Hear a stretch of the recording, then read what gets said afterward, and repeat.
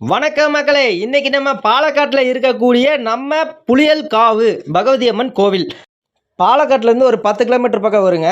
அங்கேருந்து நம்ம வந்து ஆட்டோ பிடிச்சி இப்போ நான் போயிட்டுருக்கேங்க. ஏன்னா பஸ்ஸு வசதி இருக்குது. ஆனால் நான் வந்து ஆட்டோவில் தான் போனேன். ஏன்னா அம்மாவனால நடக்க முடியாதுங்கிறனால நான் கூப்பிட்டு போனேன். இப்போ நீங்கள் பார்த்துட்டு இருக்கிற இந்த நதி வந்து என்ன அப்படின்னு கேட்டிங்கன்னா, நம்ம குடிக்கக்கூடிய சிறுவாணி தண்ணி அப்படின்னு சொல்லுவோம் இல்லைங்களா? அது வந்து மலமலா டேம்லேருந்து தண்ணி வந்து எக்ஸ்ட்ரா இருக்கக்கூடிய தண்ணியை வந்து ஓப்பன் பண்ணி விட்ருக்காங்க. இந்த தண்ணியத்தான் நம்ம வந்து சிறுவாணி தண்ணியா நம்ம வந்து குடிச்சிருக்கோம். நம்ம ஊருக்குள்ள சிறுவாணி. கோயம்புத்தூர் மாவட்டத்துக்குள்ள ஃபுல்லா வந்து இந்த சிறுவாணி தண்ணி தாங்க நம்ம யூஸ் பண்ணிட்டுருக்கிறோம். இப்போ வந்து அத்திக்கடவா மாற்றிட்டாங்க. வேறு வழி இல்லை. சரிங்க.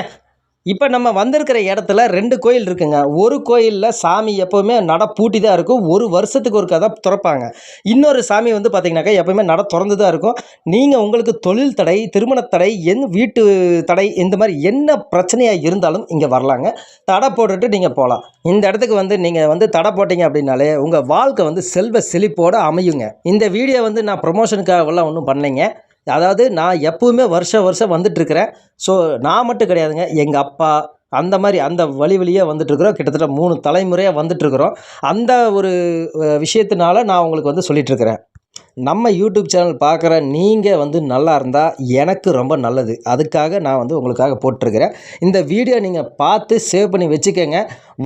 வருஷம் அதாவது கடைசி திங்கட்கிழமை வருஷத்தில் கடைசி திங்கட்கிழமை என்னைக்கு அப்படிங்கிறது பார்த்துக்கங்க. அதாவது டிசம்பர் 31 இருக்கலாம், டிசம்பர் 29 இருக்கலாம், 28 இருக்கலாம், அல்லது 1ஆம் தேதியாக கூட இருக்கலாம், இல்லை 2ஆம் தேதியாக கூட இருக்கலாம். ஸோ இந்த மாதிரி தான் வந்து நம்ம கோயில் வந்து ஒவ்வொரு வருஷமும் போயிட்டுருக்கு. நான் உங்களுக்கு ஒவ்வொரு வருஷமும் வந்து நான் ஒவ்வொரு அப்டேட் கொடுத்துட்டே தான் இருக்கேன். ஸோ அந்த வருஷத்தில் நான் என்ன டேட்டோ அது வந்து நான் உங்களுக்கு கொடுத்துட்ருக்கேன். நீங்கள் ஃபாலோ பண்ணி வச்சுக்கோங்க மக்களே. அதே மாதிரி குழந்தைகள் இல்லை அப்படின்னாக்கா இந்த கோயிலுக்கு வந்தோம் அப்படின்னாக்கா நமக்கு குழந்தை வரம் கொடுக்கக்கூடிய சாமி சன்னதி இது தாங்க. இந்த இடத்துல வந்து பார்த்திங்கனாக்கா நம்ம எப்போவுமே வந்து எல்லா தொழில் தடையும் மட்டும் இல்லை, நமக்கு குழந்தைகள் இல்லை அப்படின்னாக்கா நம்ம இங்கே வேண்டிட்டு போகலாம். இங்கே வந்து சாத்தப்பன் அப்படின்னு சொல்லுவார். இந்த கோயிலில் வந்து பார்த்திங்கனாக்கா நம்ம சாத்தப்பன் சாமி இருக்கார்.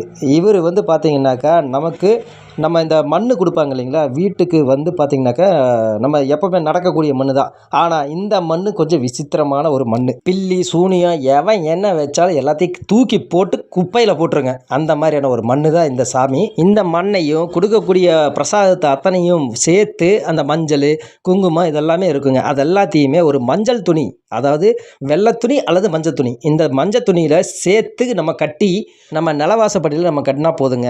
எந்த ஒரு பிரச்சனையும் வராதுங்க. அடுத்த வருஷம் எந்த டேட்டுன்னு நான் சொல்கிறேன் மக்களே. அது வரைக்கும் நன்றி. சப்ஸ்கிரைப் மட்டும் பண்ணிக்கோங்க.